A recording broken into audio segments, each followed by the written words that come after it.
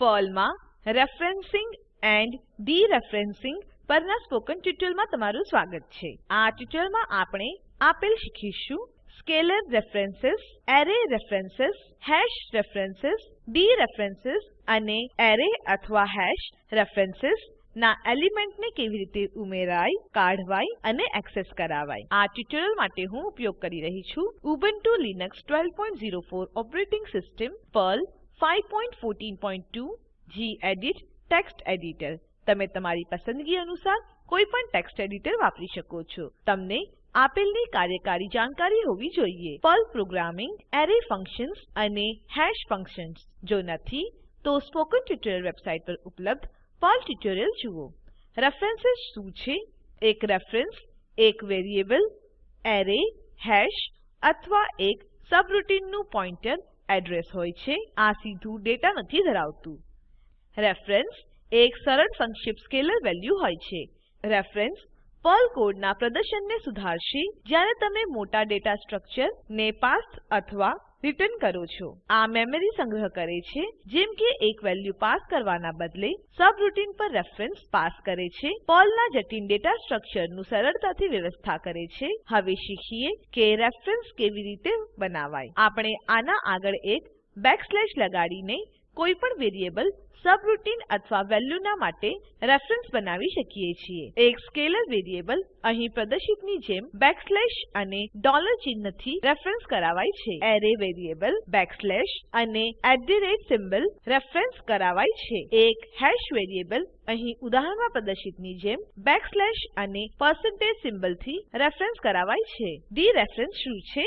જ્યારે રેફરન્સ અને ડીરેફરન્સ્ડ હોય છે તો વાસ્તવિક વેલ્યુ રિટર્ન થાય છે. ડીરેફરન્સ એ રેફરન્સ વેરિયેબલને છગડીયા કૌંસમાં સંલગ્ન કરાવાય છે અને તે કેરેક્ટર જે રેફરન્સ ની જેમ છગડીયા કૌંસ ના પહેલા આવે છે. હવે જોઈએ કે વેરિયેબલ્સને ડીરેફરન્સ કેવી રીતે કરે છે. એક સ્કેલર વેરિયેબલ ડોલર ચિહ્ન અને છગડીયા કૌંસથી ડીરેફરન્સ કરી શકાય છે. એક એરે વેરિયેબલ સિમ્બોલ અને છગડીયા કૌંસથી ડીરેફરન્સ કરી શકાય છે. એક હેશ વેરિયેબલ સિમ્બોલ અને છગડીયા કૌંસથી ડીરેફરન્સ કરી શકાય છે. હવે સ્કેલર રેફરન્સ અને ડીરેફરન્સ ના માટે એક સરળ પ્રોગ્રામ જોઈએ. હું ગેડિટ ટેક્સ્ટ એડિટરમાં સેમ્પલ પ્રોગ્રામ ખોલું. ટર્મિનલ ખોલો અને ટાઈપ કરો ગેડિટ સ્કેલરરેફ ડોટ પીએલ એમ્પરસેન્ડ અને એન્ટર દબાવો. સ્ક્રીન પર આપેલની જેમ કોડ ટાઈપ કરો. ચાલો હું કોડ સમજાવું. પ્રથમ લાઈન એક સ્કેલર વેરિયેબલ a ડિક્લેર કરે છે અને 10 થી ઇનિશિયલાઇઝ કરે છે. પહેલા ઉલ્લેખિતની જેમ સ્કેલર વેરિયેબલ બેકસ્લેશ અને ડોલર સાઇન થી રેફરન્સ કરાવાય છે. આ લાઈન વેરિયેબલની મેમરી એડ્રેસીસ પ્રિન્ટ કરશે, જે રેફરન્સની જેમ બનાવવામાં આવે છે. વાસ્તવિક વેલ્યુ પ્રિન્ટ કરવા માટે વેરિયેબલ છગડીયો કૌંસથી પહેલા ડોલરથી ડીરેફરન્સ કરાવાશે. અહીં રેફ ફંક્શન રેફરન્સ ટાઈપ જેમ કે સ્કેલર અથવા એરે અથવા હેશ રિટર્ન કરશે. હવે ફાઈલને સેવ કરવા માટે Ctrl S દબાવો. ચાલો પ્રોગ્રામ એક્ઝીક્યુટ કરીએ. ટર્મિનલ ખોલો અને ટાઈપ કરો પર્લ સ્કેલરરેફ ડોટ પીએલ અને એન્ટર દબાવો. આઉટપુટ આપેલની જેમ દેખાય છે. પ્રથમ લાઈન મેમરી એડ્રેસ ને બતાડે છે, જ્યાં વેલ્યુ 10 સંગ્રહ કરાવાય છે. બીજી લાઈન વાસ્તવિક વેલ્યુ 10 થી રિટર્ન કરે છે. રેફ ફંક્શન આઉટપુટમાં સ્કેલર રિટર્ન કરે છે. આગળ સમજીએ કે એક સેમ્પલ પ્રોગ્રામ ઉપયોગ કરીને રેફરન્સ અને ડીરેફરન્સ એરે ને કેવી રીતે બનાવાય છે. મારા પાસે પહેલાથી સેમ્પલ પ્રોગ્રામ છે.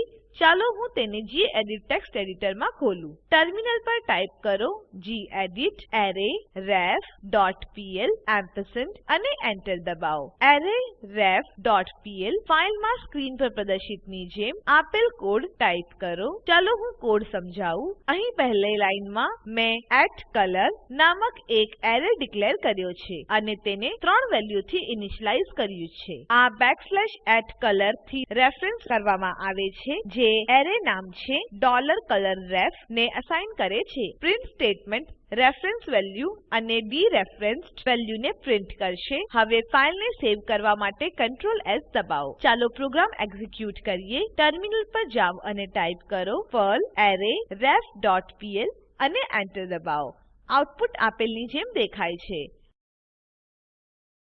પ્રથમ લાઈન વેરિયેબલની મેમરી એડ્રેસનું આઉટપુટ દેખાડશે જે રેફરન્સની જેમ બનાવાઈ છે. બીજી લાઈન વાસ્તવિક વેલ્યુ દેખાડે છે જે ડીરેફરન્સ કરાવાઈ છે. આગળ આપણે જોશું કે એરે ના લીધે ડાયરેક્ટ રેફરન્સ ને કેવી રીતે ડિક્લેર કરાય છે.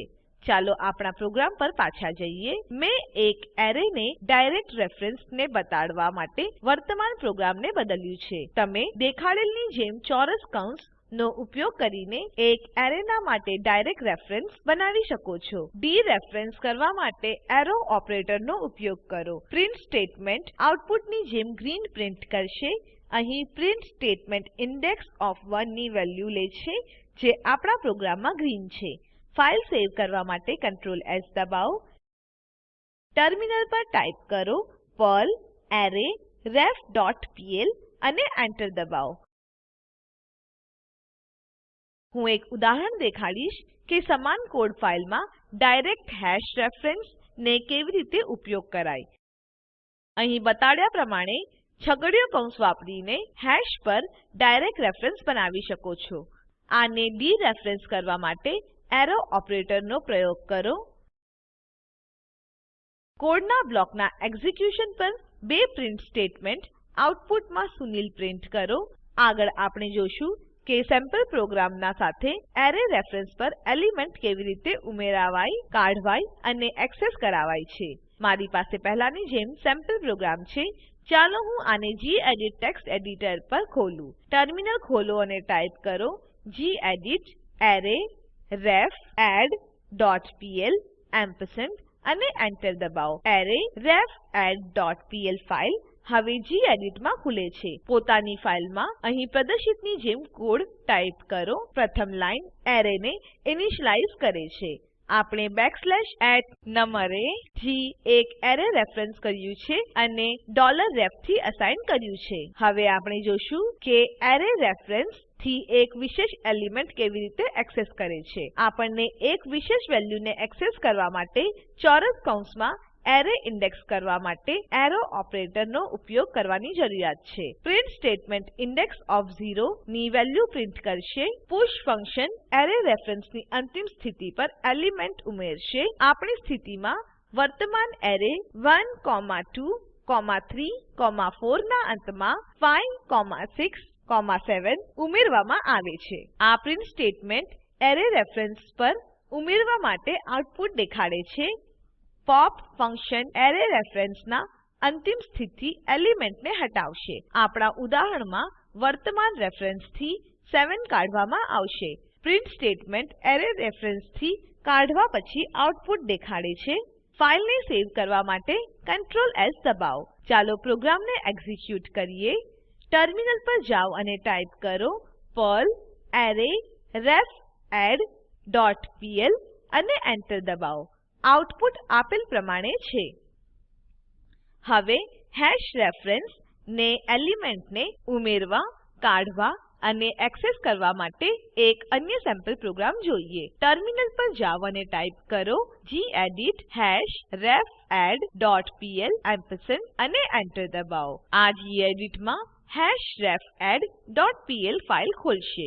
ચાલો હું સેમ્પલ પ્રોગ્રામને સમજાવું. મેં ડાયરેક્ટ હેશ રેફરન્સ ડિક્લેર કર્યું છે જે સ્કેલર વેરિયેબલ $victemp માં સંગ્રહિત કરી શકાય છે. મેં હેશ રેફરન્સ ને દેખાડવા માટે છગડીયો કૌંસ અને ડીરેફરન્સ ને દેખાડવા માટે એરો ઓપરેટર ઉપયોગ કર્યો છે. આ કોડ મંડે થી ફ્રાઇડે સુધી ટેમ્પરેચર વેલ્યુને સંગ્રહિત કરે છે. હું કીઝ ને લૂપ કરવા માટે કીઝ બિલ્ટ ઇન ફંક્શન નો ઉપયોગ કરી રહી છું. પ્રિન્ટ સ્ટેટમેન્ટ હેશ કી ના દરેક એલિમેન્ટ પ્રિન્ટ કરશે. અહીં પ્રદર્શિતની જેમ એલિમેન્ટની વિશેષ વેલ્યુ એક્સેસ કરી શકીએ છીએ. પ્રિન્ટ સ્ટેટમેન્ટ મંડે નું ટેમ્પરેચર પ્રિન્ટ કરશે. હવે ફાઇલને સેવ કરો. ટર્મિનલ પર જાઓ અને ટાઇપ કરો પર્લ hashrefadd.pl અને આઉટપુટ જોવા માટે એન્ટર દબાવો. હેશ કી અને વેલ્યુ રેન્ડમ ઓર્ડરમાં સંગ્રહિત કરવામાં આવશે. પ્રદર્શિત આઉટપુટ તે ઓર્ડરથી સંબંધિત નથી હોતા જેમાં તે ઉમેરાયેલા હોય છે. આ સાથે અમે આ ટ્યુટોરીયલ સમાપ્ત કરીએ છીએ. ચાલો સારાંશ લઈએ. આ ટ્યુટોરીયલમાં આપણે આપેલ વિશે શીખ્યા. Scalar reference, array reference, hash reference, dereference અને ઉદાહરણો સાથે એરે અને હેશ રેફરન્સ ના એલિમેન્ટને કેવી રીતે ઉમેરવા, કાઢવા અને એક્સેસ કરવા. અહીં તમારા માટે એક અસાઇનમેન્ટ છે. આપણી હેશરેફેડ ડોટ પીએલ ફાઈલમાં વીકટેમ્પ હેશમાં નવી કી સેટરડે અને સન્ડે ઉમેરો. છેલ્લે સેટરડે કીને ડિલીટ કરો. હેશ વીકટેમ્પ ને પ્રિન્ટ કરો. પ્રોગ્રામને સેવ અને એક્ઝીક્યુટ કરો અને પરિણામને તપાસો. દર્શાવેલ લિંક પર ઉપલબ્ધ વિડીયો નિહાળો. તે સ્પોકન ટ્યુટોરીયલ પ્રોજેક્ટ માટે સારાંશ આપે છે. જો તમારી પાસે સારી બેન્ડવિડ્થ ના હોય તો તમે વિડીયો ડાઉનલોડ કરી જોઈ શકો છો. Spoken tutorial project team spoken ટ્યુટોરીયલના ઉપયોગથી વર્કશોપનું આયોજન કરે છે. જેઓ ઓનલાઈન પરીક્ષા પાસ કરે છે તેઓને પ્રમાણપત્રો આપે છે. વધુ વિગતો માટે અમને લખો. સ્પોકન ટ્યુટોરીયલ પ્રોજેક્ટને એનએમઈઆઈસીટી એમએચઆરડી ભારત સરકાર દ્વારા ફાળો આપવામાં આવ્યો છે. આ મિશન પર વધુ માહિતી આપેલ લિંક પર ઉપલબ્ધ છે. આઈઆઈટી બોમ્બે તરફથી ભાષાંતર અને રેકોર્ડિંગ કરનાર હું જ્યોતિ સોલંકી વિદાય લઉં છું.